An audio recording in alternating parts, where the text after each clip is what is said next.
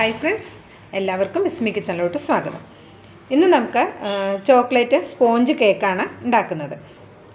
നോക്കാം, നല്ല സ്പോഞ്ചി ആയ കേക്കാണ്. അപ്പോൾ നമുക്കിതെങ്ങനെയാണ് ഉണ്ടാക്കുന്നതെന്ന് നോക്കാം.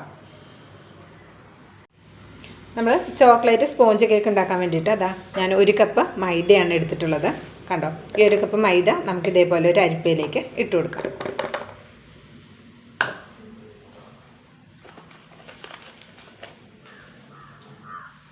ഇതിലേക്ക് നമുക്ക്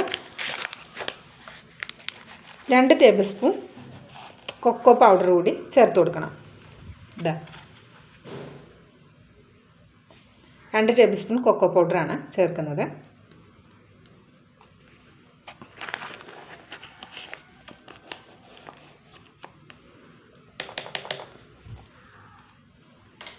എന്നിട്ട് ഇത് നന്നായിട്ടൊന്ന് അരിച്ചെടുക്കാം. ഇതിലേക്ക് നമുക്ക് ഒരു 1/4 ടീസ്പൂണോളം ബേക്കിംഗ് പൗഡർ അല്ല, ബേക്കിംഗ് സോഡ ചേർത്ത് കൊടുക്കാം. ഒരു 1/4 ടീസ്പൂണോളം ചേർത്താൽ മതി. ഞാൻ ബേക്കിംഗ് പൗഡർ ചേർക്കുന്നില്ല, ബേക്കിംഗ് സോഡ മാത്രം ചേർത്തിട്ടാണ്, ബേക്കിംഗ് സോഡയാണ് ഞാൻ ചേർക്കുന്നത്. ചേർത്തിട്ട് ബേക്കിംഗ് പൗഡർ ഒഴിവാക്കി സോഡയാണ് ചേർക്കുന്നത്. ഒരു 1/4 ടീസ്പൂണോളം ചേർത്ത് കൊടുത്താൽ മതി.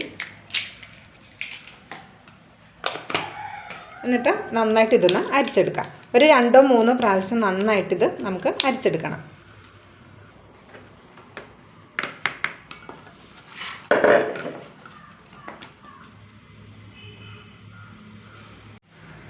ഇപ്പം നമ്മളിത് 3 പ്രാവശ്യം ഇത് അരിച്ചെടുത്തിട്ടുണ്ട്. ഇനി നമുക്കിത് ഒരു സൈഡിലേക്ക് മാറ്റി വയ്ക്കാം. ഇനി നമുക്ക് വേണ്ടത് ഒരു 4 മുട്ടയുടെ മഞ്ഞയാണ്. എഗ്ഗ് യോക്ക് ഞാനിവിടെ മാറ്റി വെച്ചിട്ടുണ്ട്, അതായത് മുട്ടയുടെ മഞ്ഞ. നമ്മൾ മഞ്ഞയും വെള്ളയും വേർതിരിച്ചിട്ടാണ് നമ്മൾ ഈ സ്പോഞ്ച് കേക്ക് ഉണ്ടാക്കുന്നത്. അപ്പോൾ ആദ്യം നമ്മളിതാ 4 മുട്ടയുടെ മഞ്ഞ എടുത്തിട്ടുണ്ട്, അതിൻ്റെ വെള്ളം ഇവിടെ മാറ്റി വെച്ചിട്ടുണ്ട്. ഇതിലേക്ക് നമുക്ക് 1 ടീസ്പൂണോളം വാനില എസൻസ് ചേർക്കാം. 1 ടീസ്പൂൺ വാനില എസൻസ് ചേർക്കാം.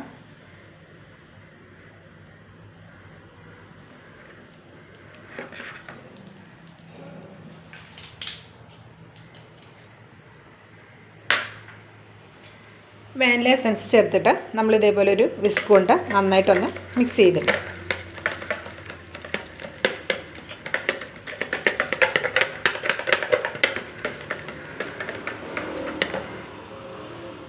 ഇനി നമുക്കിതിലേക്ക് ഒരു 1/4 കപ്പ് സൺഫ്ലവർ ഓയിൽ ഒഴിച്ചു കൊടുക്കാം.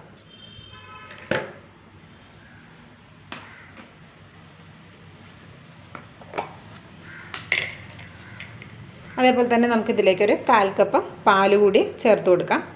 നമ്മൾ എടുക്കുന്ന എല്ലാ സാധനങ്ങളും നമ്മൾ റൂം ടെമ്പറേച്ചറിലുള്ള സാധനങ്ങൾ മാത്രം എടുക്കുക. നമ്മൾ മുട്ടയും റൂം ടെമ്പറേച്ചറിലുള്ള മുട്ട തന്നെയാണ് എടുത്തിരുന്നത്. ഇനി നമുക്കിതിലേക്ക് പഞ്ചസാര ചേർത്ത് കൊടുക്കണം. നമ്മൾ പഞ്ചസാര പൊടിച്ചതാണ് ചേർക്കുന്നത്. പഞ്ചസാര പൊടിച്ചിട്ട് ഒരു 1/2 കപ്പാണ് ചേർക്കുന്നത്. ഇത് ഞാൻ നേരത്തെ പൊടിച്ച് വെച്ചിരുന്ന പഞ്ചസാരയാണ്. അത് പൊടിച്ചത് നമുക്കൊരു 1/2 കപ്പ് ചേർക്കാം.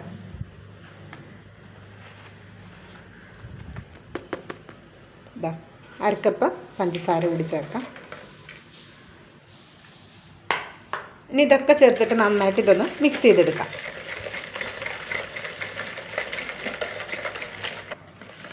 ഇതിപ്പോൾ നമ്മൾ മിക്സ് ചെയ്തെടുത്തിട്ടുണ്ട്. ഇനി ഇതിലേക്ക് നമ്മളിവിടെ അരിച്ചു വെച്ചിരിക്കുന്ന മാവ് കുറച്ച് വീതം ഇട്ടിട്ട് മിക്സ് ചെയ്തെടുക്കാം. ഇപ്പോൾ നമ്മളിവിടെ അരിച്ചു വെച്ച ഡ്രൈ ഇൻഗ്രീഡിയൻസിൽ നമ്മൾ ഉപ്പ് ചേർക്കാൻ മറന്നു പോയിട്ടുണ്ടായിരുന്നു. അതിലേക്ക് ഒരു പിഞ്ച് ഉപ്പ് ചേർത്ത് കൊടുക്കാം. ഉപ്പ് ചേർത്തിട്ട് ഇത് നന്നായിട്ടൊന്ന് മിക്സ് ചെയ്തുകൊണ്ട് നമ്മളിത് അരിക്കുന്ന സമയത്ത് തന്നെ ഉപ്പ് ചേർത്തിട്ട് അരിച്ചെടുക്കണം കേട്ടോ. അത് ഞാൻ മറന്നു പോയതുകൊണ്ടാണ്, ഉപ്പ് ചേർക്കാൻ മറന്നു പോയതുകൊണ്ടാണ്. ഇനി ഇതുപോലൊരു വിസ്ക് കൊണ്ട് നന്നായിട്ട് ഇതൊന്ന് മിക്സ് ചെയ്തെടുത്താൽ മതി. വേണമെങ്കിൽ ഇത് ഒന്നും കൂടി അരിച്ചിട്ട് അതിലേക്ക് ചേർത്ത് കൊടുത്താലും മതിയാകും.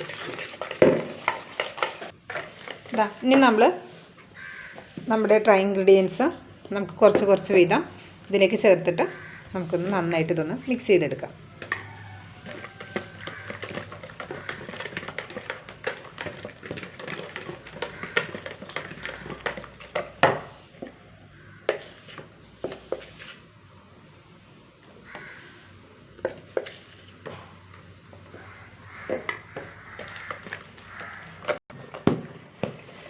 അപ്പം നമ്മൾ ഇത് നന്നായിട്ട് മിക്സ് ചെയ്തെടുത്തിട്ടുണ്ട്, കണ്ടോ.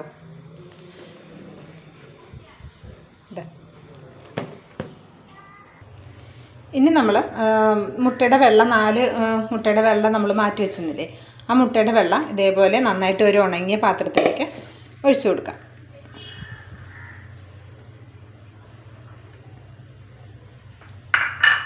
ഇനി ഇത് നമ്മൾ നന്നായിട്ടൊന്ന് ബീറ്റ് ചെയ്ത് എടുക്കുക. ഇതേപോലെ ഒരു ബീറ്ററാണ് ഇത് മുട്ടയുടെ വെള്ളം ഒന്ന് ബീറ്റ് ചെയ്യാൻ വേണ്ടിയിട്ട് ഉപയോഗിക്കുന്നത്. നമ്മളൊരു ഹാൻഡ് വിസ്ക് കൊണ്ടും നമുക്കത് ബീറ്റ് ചെയ്തെടുക്കാം. അപ്പോൾ നമ്മൾ സമയം കൂടുതലെടുക്കും. അതുകൊണ്ടാണ് നമ്മളിങ്ങനെ ഒരു ബീറ്റർ ഉപയോഗിക്കുന്നത്.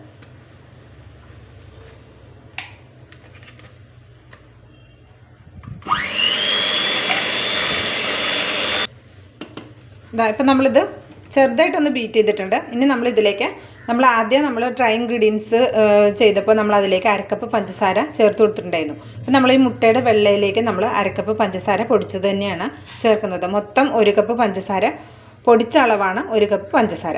അപ്പോൾ ഇതിലേക്ക് നമുക്ക് ഈ 1 കപ്പ് പഞ്ചസാര പൊടിച്ചത് കുറച്ചായിട്ട് ഇട്ടിട്ട് ബീറ്റ് ചെയ്തെടുക്കാം.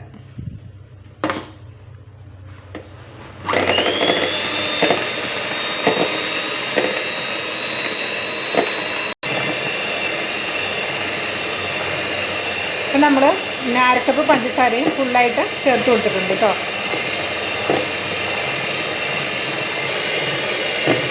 ഇനി നമുക്കിതിലേക്ക് 1 ടീസ്പൂണോളം നാരങ്ങാനീര് ചേർക്കാം.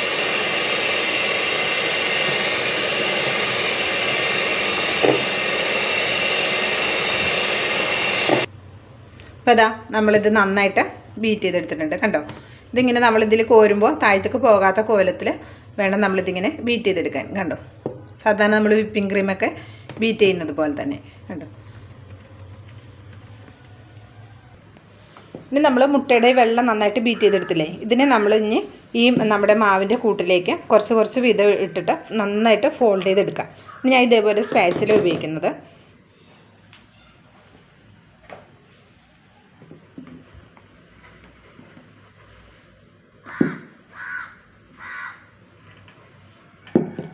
നന്നായിട്ടൊന്ന് ഫോൾഡ് ചെയ്തെടുക്കാം.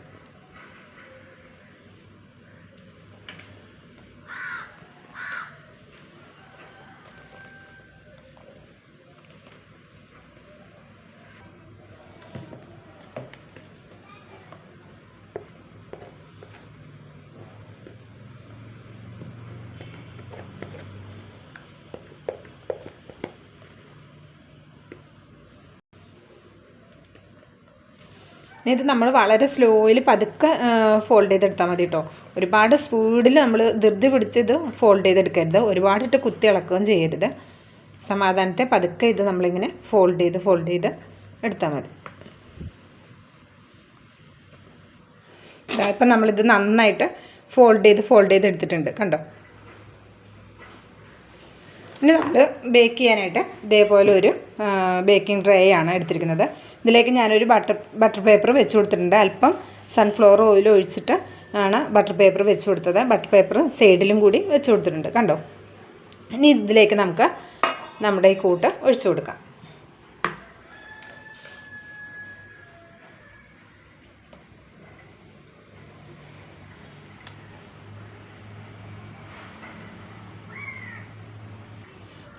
നമ്മളിതാ ഒഴിച്ചു കൊടുത്തിട്ടുണ്ട്. ഇനി ചെറുതായിട്ടൊന്ന് ടാപ്പ് ചെയ്യുക. എന്തെങ്കിലും എയർ ബൗൾസൊക്കെ ഇതിൻ്റെ ഉള്ളിലുണ്ടെങ്കിൽ പുറത്തേക്ക് പോകാൻ വേണ്ടിയിട്ടാണ് നമ്മളിതൊന്ന് ചെറുതായിട്ടൊന്ന് ടാപ്പ് ചെയ്യുന്നത്. നമ്മളിത് ബേക്ക് ചെയ്തെടുക്കുന്നത് ഇതേപോലെ ഒരു പാത്രത്തിൽ വെച്ചിട്ടാണ്. ഇത് നമ്മളിതാ ഒരു 5 മിനിറ്റ് ഹൈ ഫ്ലെയിമിൽ വെച്ചിട്ട് ഫ്രീ ഹീറ്റ് ചെയ്തിട്ടുണ്ട്. ഇതിപ്പോൾ അതാ നല്ല ചൂടായി നിൽക്കുകയാണ്. നന്നായിട്ട് ആവിയൊക്കെ വരുന്നുണ്ട്. ഞാൻ ഇതേപോലൊരു സ്റ്റാൻഡ് വെച്ച് കൊടുത്തിട്ടുണ്ട്. അതിൻ്റെ മുകളിൽ ഇതേപോലെ ഒരു അലൂമിനിയത്തിൻ്റെ തട്ട് കൂടി വെച്ച് കൊടുക്കുകയാണ്. ഇനി നമ്മുടെ ബാറ്റർ ഇതിലേക്ക് ഇറക്കി വെക്കാം. കറക്റ്റ് സെൻറ്ററിലാണോന്ന് നോക്കണം കേട്ടോ. കണ്ടോ, ഇനി നമുക്കിതൊന്ന് അടച്ചു വയ്ക്കാം. അടച്ചു വെച്ചിട്ട് ഇതൊരു 45 മിനിറ്റോളം നമ്മളിത് ഫ്രീ ഹീറ്റ് ചെയ്തെടുക്കുക. ഇതിപ്പോൾ നമ്മൾ ഹൈ ഫ്ലെയിമിലാണ്. ഇനി ഇത് മീഡിയം ടു ലോ ഫ്ലെയിമിൽ വെച്ചിട്ട് നമുക്ക് ഒരു 40 മിനിറ്റ് ആകുമ്പോൾ ഒന്ന് നോക്കി വെക്കൊണ്ടു. എന്നിട്ടിത് വെന്തിട്ടില്ലെങ്കിൽ ഒരു 5 മിനിറ്റ് കൂടി നമുക്ക് കുക്കിംഗ് ടൈം എടുക്കും. ഇപ്പം നമ്മളിത് വെച്ചിട്ടൊരു 40 മിനിറ്റ് കഴിഞ്ഞിട്ടുണ്ട്. പിന്നെ ഇനി നമുക്കിതൊന്ന് തുറന്ന് നോക്കാം. നമ്മുടെ കേക്ക് ഇവിടെ റെഡി ആയിട്ടുണ്ട് കണ്ടോ. ഇതാ നോക്കാം, നല്ല സ്പോഞ്ച് ആയിക്കണം. നമുക്കിതൊന്ന് കുത്തി നോക്കാം.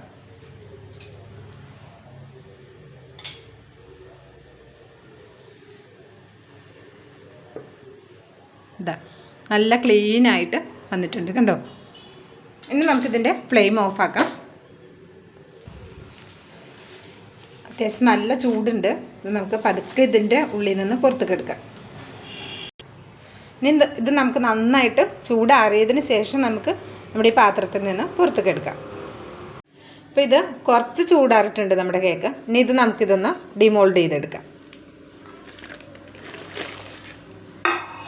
കണ്ടോ, ഒരു പാത്രത്തിലേക്ക് മാറ്റാം. നല്ല സോഫ്റ്റാണ് കേട്ടോ. ഇത് നമ്മൾ കൈ തൊട്ട ഭാഗം തന്നെ നമ്മുടെ കടിയുടെ അടയാളം തന്നെ വന്നിട്ടുണ്ട്. ഇനി ഇത് നമുക്ക് ഈ പേപ്പർ ഇതിൽ നിന്ന് എടുക്കാം.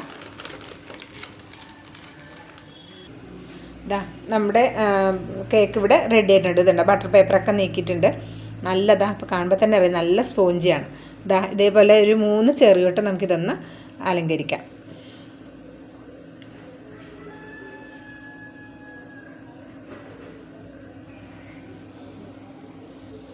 ഇനി നമുക്കിതൊന്ന് കട്ട് ചെയ്തെടുക്കാം.